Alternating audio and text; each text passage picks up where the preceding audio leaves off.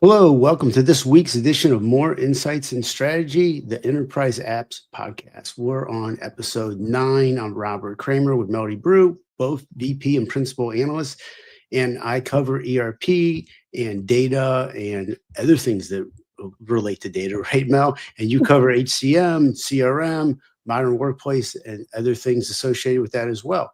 So we have a pretty good show today. We've been, traveling around and God, it's been a busy spring, but this week we're gonna talk about SAP. We're gonna talk about Snowflake. We're gonna talk about Box. We're gonna talk about some other things like Amazon Prime and how they relate to some of the things that you're working with. But before we jump into that, let's go through a quick disclaimer. This show is for information and entertainment purposes only. While we will discuss publicly traded companies, its content should not be taken as investment advice unless we we give you something really smart to talk about, but I'm joking. But so Mel, what's going on? I got some really cool. It was snowing in San Francisco, so they gave us Snowflake. They gave us something really kind of cool to wear, and I always talk about how fun it is to receive some of these cool swags. I don't know. I get so caught up in it. I don't know if you do. We're CMOs, and I don't know, we usually like to help the cause by wearing them and giving them away. What do you think? You got some cool swag there. You got a nice Snowflake sweatshirt. Yeah, it's really kind of cool. I like it. It's one of those things where, if you get something nice, you wear it. If it's not nice, you don't wear it. So what's your take on that? I mean, the thing is, companies shouldn't spend their money if it's not stuff that's useful. A lot of times I feel bad. I don't want, it's like, I don't need another notebook. I want either save your money, pay your people more, do something nice. I don't know, but don't spend your money on things just to give me something. But, I do appreciate the gesture. It is nice. But anyway, it's been a while since we've had an enterprise app podcast. We both have our new fancy microphones. I know, it's kind of fun. It is, it sort of makes it feel like we're really stepping it up in our professional setting here. But yeah, it's been a while because we've both been on the road. There's been a lot going on. We've got the 6.5 Summit coming up. I recorded a session this morning on sustainability with Dell. I had one yesterday. Fabulous. There's just so many great topics coming up with the 6.5 Summit. So anyone who's watching, if you're not registered for the 6.5 Summit, it is free. It is virtual. It is awesome. We have CXOs from major tech companies and under every category. Sign up, watch. It'll be awesome. There's my little plug for that. But yeah, we've both been on the road traveling. I've had a kid graduate from college, a kid graduate from high school, and a kid turned 16 over the last couple of weeks and working through all of that. So if I look tired, that's why. And you got to catch a plane today. And I'm hopping on a plane today. Yes. So more events coming up. We'll talk about that at the end. But the most recent event, well, you were at Snowflake, but let's start with kind of going back a little further than that. SAP Sapphire was in Orlando. Yep. You attended in person. I was virtual because of Trevor's graduation. But let's hit our key topics. You go first. Yeah. So what's interesting is there's a lot of industry trends around ERP, and I know ERP is one of those things where is it a big deal? And it is a big deal because that's all the transactional data. But there's a huge push to go to cloud ERP, right? And that's no different from what SAP is proposing. There's also a lot of strategies around a two-tier approach where a lot of these large organizations are a little apprehensive on going to the cloud. So they're keeping some of the main apps on-prem, and then some of the other apps are going in the cloud. So, and then there's a huge surge towards, Copilot AI. And one of the big announcements was Joule, which is not Joule being totally new, but how it's embedded throughout all the different applications. It's an expanded role through the SAP build, through the analytics cloud, through a lot of the core applications. And the reason why this is a big deal is because it makes automation a little bit easier because it's embedded, it's automatically in the workflows. The agents are easier to launch. I think they have about 400 already pre-built AIs, agents built in, and that's a big deal. They have a new intelligence application built on the Business Data Cloud, and Business Data Cloud was released a couple of months ago. They have new transformational support on Rise and Grow. And I've always talked about change management, how big of a deal that is, and how the support needs to be there. So there's a lot of new things going on there. And then the modernization of supply chain. We all know what's going on there. A lot of new partners, programs that were released between Google Cloud and Accenture. One of the ones that I thought was pretty cool was Perplexity. The CEO of Perplexity got on stage. One of the things that we're really in tune with is some of the sports technology. There's a new alliance with the Ryder Cup, and Christian did a little golf fiasco with a couple of the two captains of Europe and the United States, and I think Christian actually might have won, but That had to have been rigged. it was pretty cool. He's very charismatic. If anybody does not realize a little bit of background on him, he's been at SAP since as an intern. So I think he's been over there like 25 years. He's really sharp. He knows more than everybody thinks. But some of the advice for SAP is, there has to be more of a practical roadmap for some of these everyday business needs, instead of lumping all the customers together like they're equal. They all have a different innovation aptitude. And I think that, a little bit more migration by industry, I think, would be a little bit more of more purpose led than, and supported by some of the partners, and help the clients a little bit better. Because I do think there's still a big issue with the fear factor of getting over, how do I go through this whole scary, hill I have to climb. But that's a mouthful. I gave you a lot, but what do you think from your perspective? Yeah, so I really paid attention to what was going on in SuccessFactors, which is their flagship HCM HR platform. And there was a focus, of course, on expanding AI across HR processes. And when you say the fear factor, that exists there as well. So, people really have to be very aware of the types of information that they're sharing with AI, especially in HR, AI in HR. So the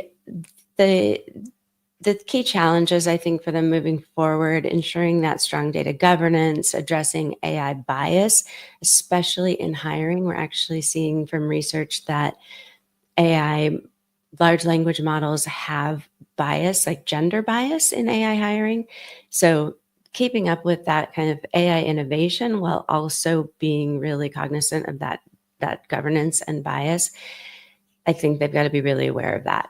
Yeah. My other, first, before I get into that part, I just kind of share some of the big announcements. Is the SAP AI Foundation. I find this term to be a little bit confusing, because when I think of a foundation, I think of like an organization, but what they're calling this is more like the foundational layer, which combines several of the AI tools, including, like you were talking about, Joule Studio, AI Hub, Knowledge Graph, into this single platform. So for HR, this is supposed to make it easier to use without adding complexity. But I think integrating these tools without adding complexity may be a challenge. So that's just something, on that change management, that there's got to be a lot of kind of guidance around that. And one of the things that they're doing to help with that is they're integrating WalkMe into SuccessFactors. WalkMe, as you know, is an acquisition that was announced last year at Sapphire, digital adoption platform.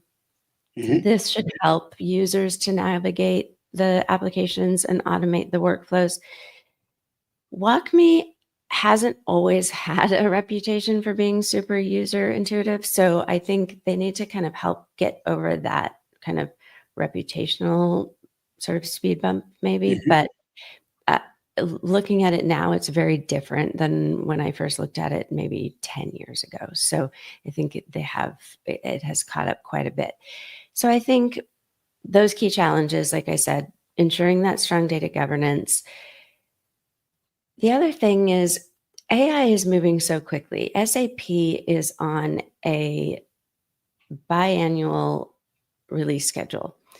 They're releasing these AI agents and updates twice a year. And compared to like Oracle that does quarterly releases. So I think maybe taking a look at that cadence of releases might be helpful to help customers stay current. At the same time, I do like that SAP is sort of balancing this like pragmatism and innovation at the same time of like letting people kind of do things at their pace, but not overkilling. Yeah. So that's kind of where I was with like where things landed. Of course, I was doing this virtually. You were in person. You get a lot virtually, but there's definitely something to be said about actually being there. But from what I did catch virtually, those were my key takeaways, at least from the HCM and HR perspective. Let me ask you a question. I think this is not necessarily related to Sapphire, but as we talk a lot about AI and how far it should go, and I think from an operational standpoint, it's for ERP, it makes a ton of sense.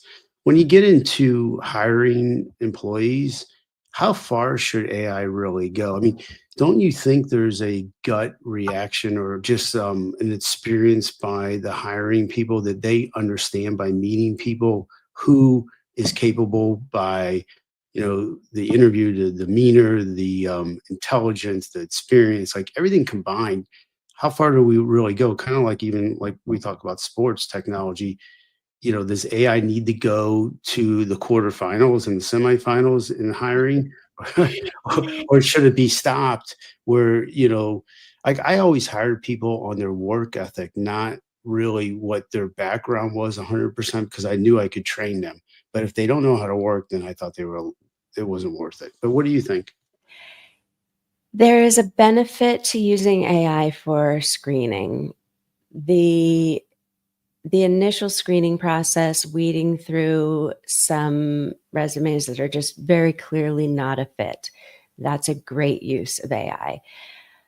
Those models need to be really well trained to not miss those things you're talking about. Okay.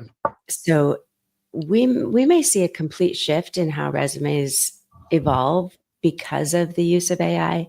I think right now what we're seeing is a shift in how resumes are evolved, that people are just optimizing for these AI readers. Mhm. And that's not optimal. What is optimal is that we'll start to see people's soft skills. We'll start to see where intuition comes in, the things that AI cannot do. Yep.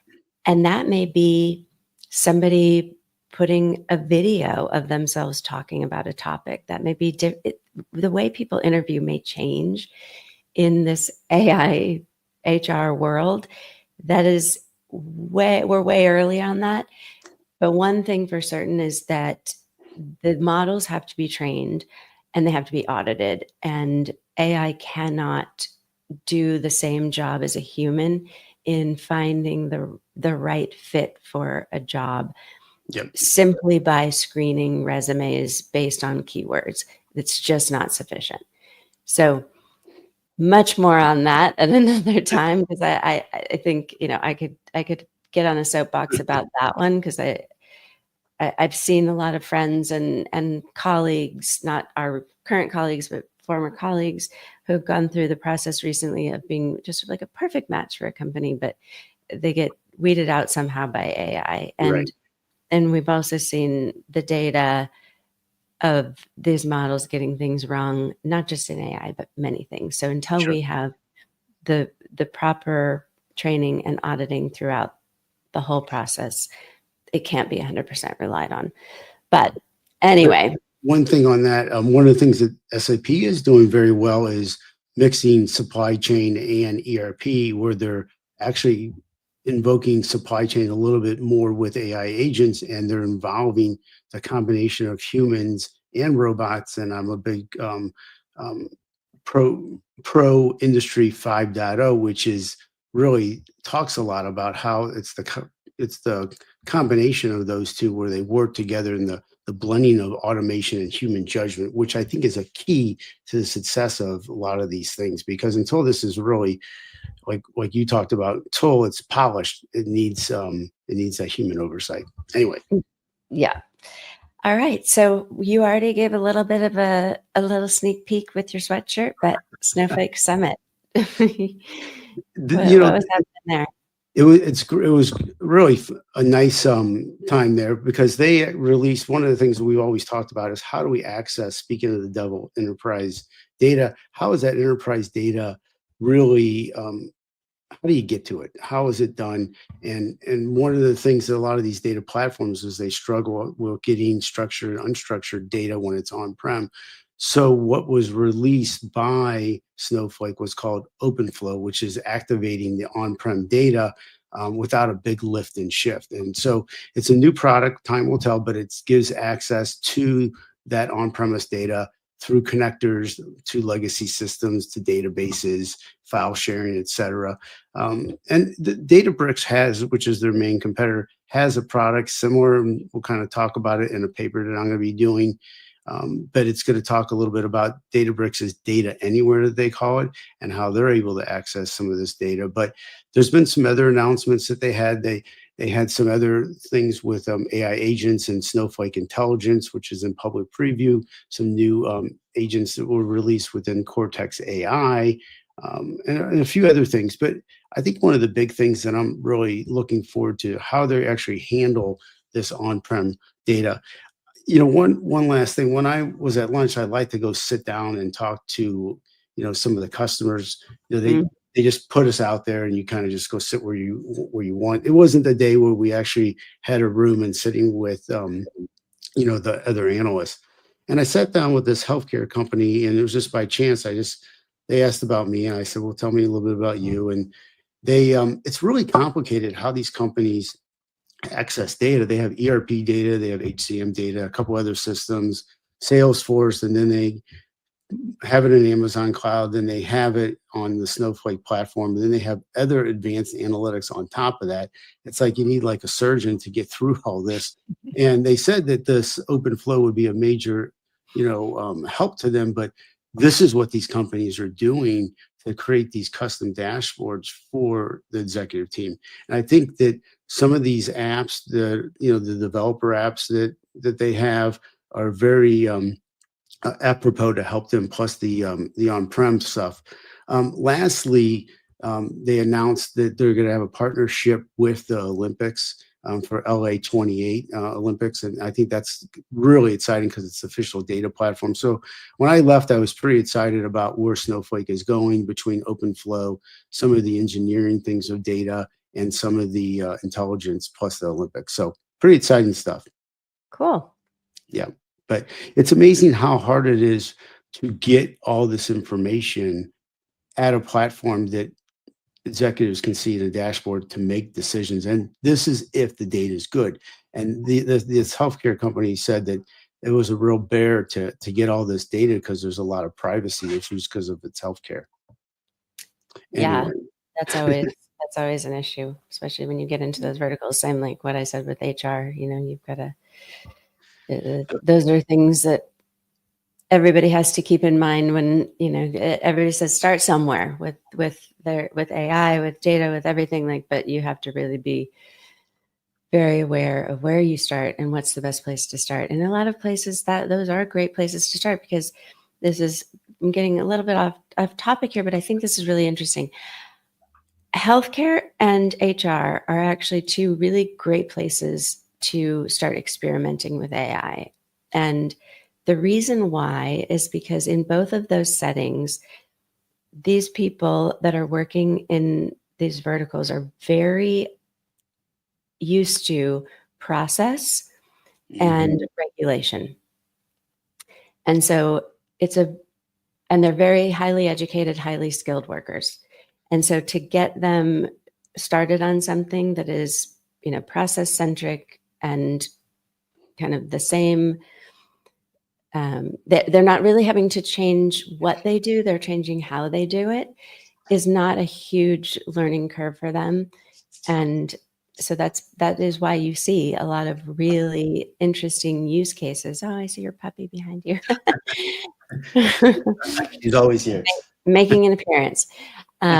These use Checking cases in HR and healthcare, but that was a little aside. Anyway, back to where we've been and what we've been doing. Tell us about you. Yeah, so a couple of weeks ago, Box held their Content and AI Summit. This one was virtual. They will have an in-person one in September in San Francisco. I will be at that one as well. But they announced several enhancements to the platform.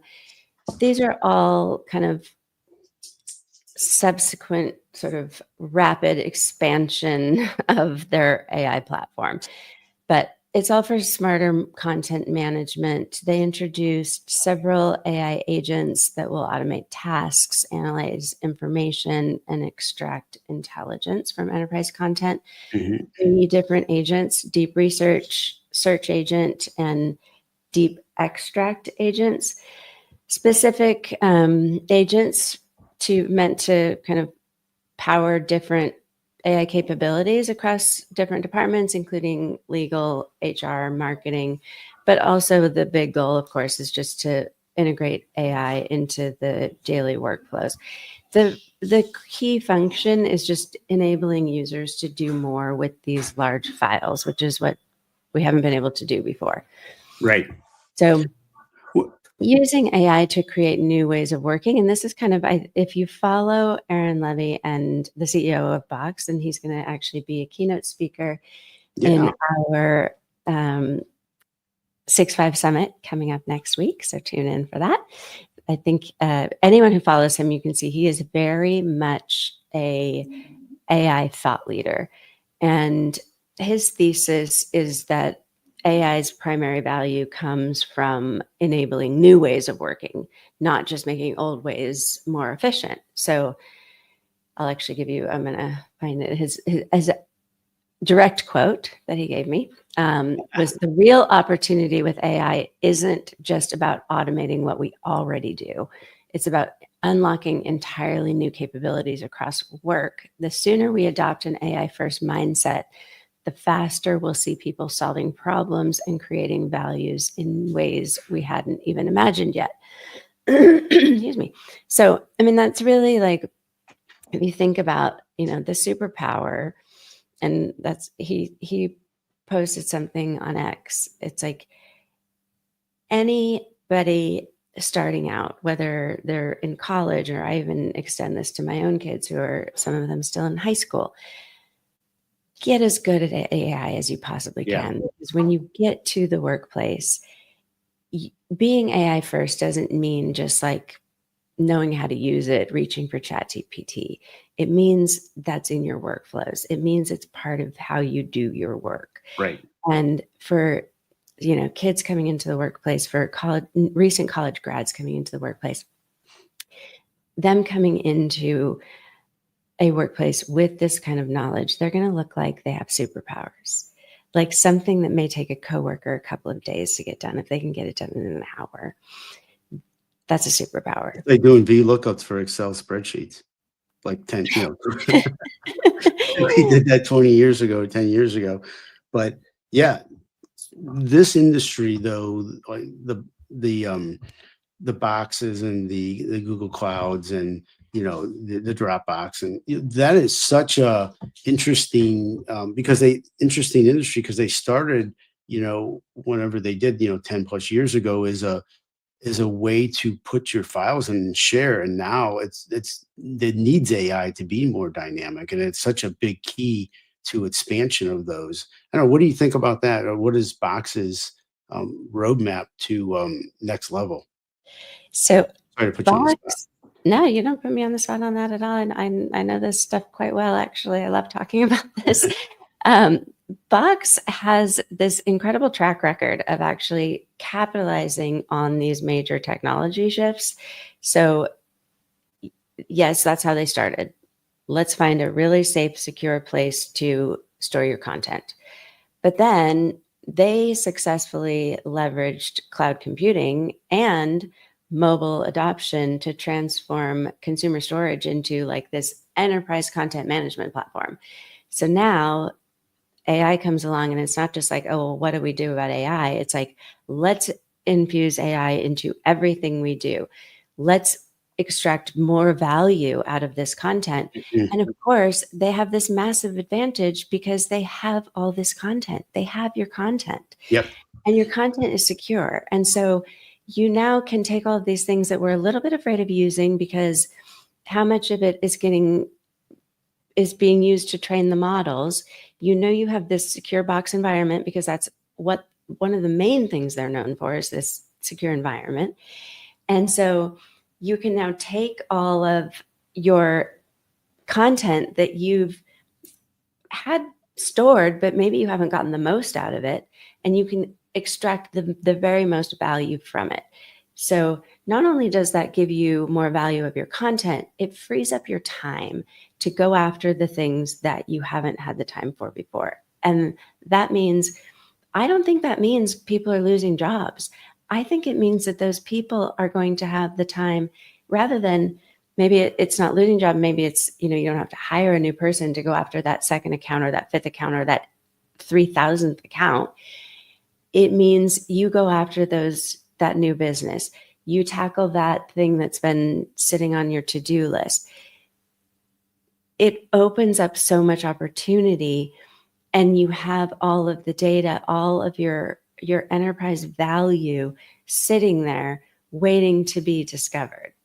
Yeah, and even on top of that, which is a big thing, is your unstructured data can go in there, right? Well, that's that's And the then, main value. right, so your unstructured data is sitting there, your enterprise data is sitting in an ERP, your Salesforce stuff is sitting here. Then it could be accessed a little bit more from a categorization perspective within Box because AI is able to kind of assemble that together. Where I go query and say, tell me everything about, XYZ hospital, it's going to go look at all the stuff and then put it in a spot. So I don't have to go do it. And then, I mean, I probably made that sound too simple, but I mean, this And is what you we've do that, never had, right? right? Yeah, and they're using AI to extract metadata. That's something that's very Yep. complicated that it's making very simple for people, right? Yep. So then now AI hubs, you can bring all of a certain amount of content in together and make it accessible to a group. So secure sharing, but in this hub that allows certain people to access it. So the amount of time that people spend searching for content in a day is Oh, actually mind blowing. I yeah. mean, it wastes like half a day per person per week. That like Mhm. think of the human capital waste in an organization spent on searching for stuff. Yep. That's just that alone is just like this unlocking this massive value through AI. It's So fantastic. I So, will oh, 100%. I will give one before we wrap up. I'm going to give one last plug for the 6.5 Summit because Erin Levy is going to talk a lot more about that. And we have other leaders from companies that we've been talking about this whole podcast that are going to be speaking about AI Unleashed. And here's where I think this is interesting for our podcast, for the summit, for this year, the theme in general about AI is that over the last couple of years, we've been talking about AI and its promises. And this is the year of delivery, of receipts, as they say. Now it's time to bring receipts.